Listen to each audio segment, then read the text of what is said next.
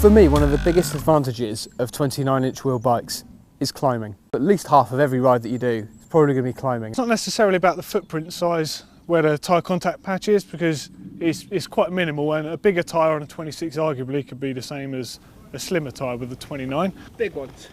What does help the climbing of a 29-inch wheel bike is the way that the torque that the rider generates is used at the contact patch. With a 26, it's quite spiky. You're punching the power down. If you imagine the torque appearing on a graph, it would look like some sort of weird heart ECG, big torquey spikes at those spiky points. Very short amount of time, maximum power, that's where your tread is going to slip. Whereas with a 29, the torque application to the wheel is far different. Slightly less spiky, slightly more rounded, more usable level of torque. On a steep section of climb that we've just been looking at, what I'm doing on the 26 is just using out and out speed and the suspension of the bike to batter through and get my way up.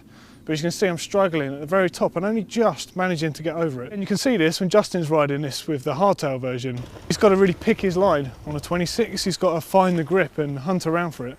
Whereas on a 29, it's completely different again. Just keep applying the power nice and steady. The 29 will just winch you all the way up. How fast you can do that still comes down to these, still comes down to the lungs. Torque is being delivered more evenly. You're not needing such aggressive, deep tread, which is also heavy and slow to roll, remember. It's one of the key reasons why cross-country riders left, right and centre are heavily considering, if not having already converted, to using a 29er.